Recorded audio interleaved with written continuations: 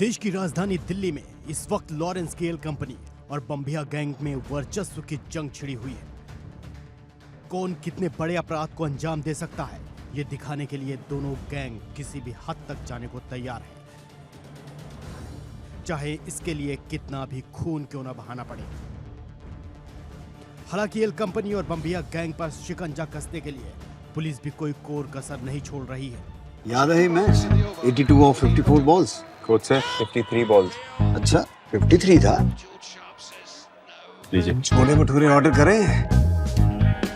Sir एक बात बोलूं, आप एसएल और वेरिलक्स क्यों ट्राई करते हो? डिश है एसएल और वेरिलक्स प्रोग्रेसिव लेंसेज, एकदम seamless vision at all distances.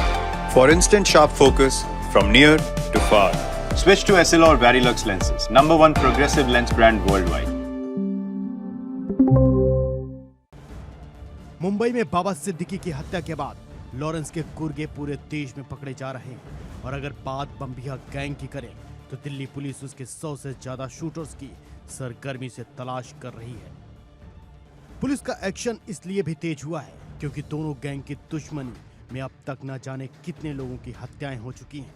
जिस तरह लॉरेंस पंजाब, राजस्थान, दिल्ली के अलावा देश भर में अपना नेटवर्क फैला रहा है, ठीक उसी तरह बम्बिया गैंग ने भी कई राज्यों में अपनी जड़ें मजबूत कर ली हैं। अलग अलग राज्यों में उससे जुड़े गैंगस्टर्स संभालते हैं इस गैंग की कमान। बम्बिया गैंग का सबसे ज्यादा प्रभाव दिल्ली, हरियाणा, पंजाब में दिखता है। गुरुग्राम समेत पूरे हरियाणा में बम्बिया गैंग की कमान गैंगस्टर कौशल चौधरी और अमित डागर के हाथों में है। वहीं चंडीगढ़ और उसके आसपास के इलाकों में बम्बिया गैंग की कमान गैंगस्टर भुप्पी राणा ने संभाली हुई थी, जिसकी साल 2018 में हत्या कर दी गई। जिसके बाद अब पंजाब की कमान सुखप्रीत बुड्ढा ने संभाली हुई है। वहीं बात की जाए विदेशों की तो कनाडा में बैठा खालिस्तानी आतंकी अर्शदीप ढल्ला पूरे गैंग को आदेश देता है। अमेरिका में बैठा लकी पटियाल अर्शदीप ढल्ला के साथ गैंग की कमान संभालता है। बम्बिया गैंग के सरगना देवेंद्र बम्बिया की हत्या के बाद गैंग लकी पटियाल और सुखप्रीत बुड्ढा ने संभाली।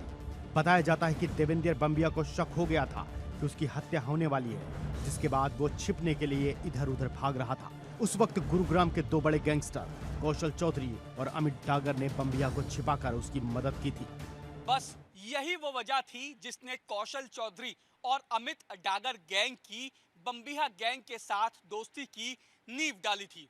बम्बिया गैंग के सरगना दविंदर सिंह बम्बिया की मौत के बाद रोहिणी की जेल में बंद अमित डागर ने व्हाट्सएप के जरिए लकी पटियाल से बात कर अपने और बम्बिया गैंग को एक कर दिया और अपनी ताकत को दुगना कर लिया। कौशल चौधरी, जिसने बम्बिया गैंग के सरगना देवेंद्र बम्बिया की मदद की, उसी ने गैंग को मजबूत करने के लिए देवेंद्र बम्बिया के खासम खास फतेह नगरी से पंजाब के संगरूर जेल में मुलाकात कर अपनी और बम्बिया दोनों गैंग को एक करके बम्बिया गैंग के नाम पर करने का फैसला किया। कौशल चौधरी, अमित डागर गैंग और बम्बिया गैंग एक साथ आ गए, जिसके बाद यह गैंग बहुत ताकतवर हो गई थी, जिसने हरियाणा, पंजाब, दिल्ली समेत कई राज्यों में ताबड़तोड़ वारदातों को अंजाम देना शुरू किया था। जिसके बाद धीरे धीरे इसकी दहशत बढ़ती गई। इस गैंग के साथ खालिस्तानी आतंकी अर्शदीप ढल्ला भी जुड़ा, जिसने इस गैंग के जरिए ही आतंकी गतिविधियों को अंजाम देना शुरू किया। इस वक्त बम्बिया गैंग की कमान संभाल रहे खालिस्तानी आतंकी अर्शदीप ढल्ला के खालिस्तानी आतंकियों से करीबी संबंध है, और अर्शदीप ढल्ला के जरिए खालिस्तानी आतंकी देश में बड़ी वारदातों को भी अंजाम दे रहे हैं। हालांकि साल 2021 में लॉरेंस बिश्नोई को रोकने और बम्बिया गैंग की बढ़ती ताकत को देखते हुए नीरज बवाना, नवीन बाली, टिल्लू ताजपुरिया, सुनील राठी और उत्तर पूर्वी दिल्ली के छेनू पहलवान गैंग ने बम्बिया गैंग से हाथ मिला लिया। इस गठजोड़ के पीछे का मकसद सिर्फ एक था कि किसी भी हालत में लॉरेंस बिश्नोई की बढ़ती ताकत को रोका जाए। 2021 तक बम्बिया गैंग ने अपना दायरा बहुत बढ़ा लिया था। जेल में बंद गैंग के बड़े गैंगस्टर फोन के जरिए बाहर बैठे अपने गुर्गों को आदेश देते और बाहर खून के दरिये बह जाते। साल 2021 में बम्बिया गैंग ने गैंगस्टर दिनेश गांधी के इशारे पर थाईलैंड में डबल मर्डर की वारदात को अंजाम दिया था। उसी समय बम्बिया गैंग ने शिरोमणि अकाली दल के नेता विक्की मिड्डू खेड़ा की हत्या भी करवा दी थी, जो लॉरेंस बिश्नोई का बहुत खास माना जाता था। इस हत्या के बाद बम्बिहा गैंग ने गोगी गैंग के सरगना जितेंद्र गोगी की रोहिणी कोर्ट में पेशी के दौरान ताबड़तोड़ कई गोलियां मारकर हत्या करवा दी। जितेंद्र गोगी की हत्या की खबर ने गैंगस्टर लॉरेंस बिश्नोई के गुस्से को 7वें आसमान पर पहुंचा दिया था। बम्बिया गैंग का आतंक धीरे धीरे बढ़ता जा रहा था।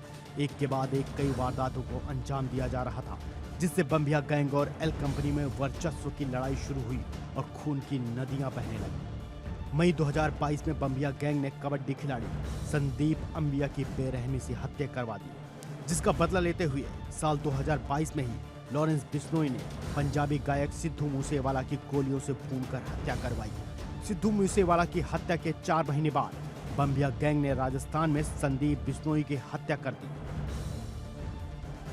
इस साल भी बम्बिया गैंग ने लॉरेंस बिश्नोई गैंग के खास राजन का अपहरण किया और यमुनानगर में उसकी बेरहमी से हत्या कर दी। दोनों गैंग एक दूसरे के खून के प्यासे हो गए हैं। बाबा सिद्दीकी की हत्या के बाद लॉरेंस बिश्नोई का जितना तेजी से नाम उछला है, जहां देखो वहां उसकी ही चर्चा हो रही है, जिसके बाद अब बम्बिया गैंग उसे खत्म करने की प्लानिंग में जुट गया है।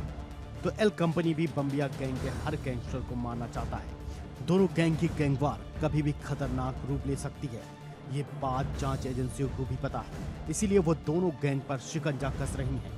जांच एजेंसियों को बम्बिया गैंग और खालिस्तानी आतंकियों के बीच संबंध होने के कुछ सुराग भी मिले हैं, तो उन्हें ये भी शक है कि राजन की हत्या के बाद लॉरेंस बिश्नोई गैंग इसका बदला लेने के लिए जल्द ही कोई और बड़ी वारदात को अंजाम दे सकता है।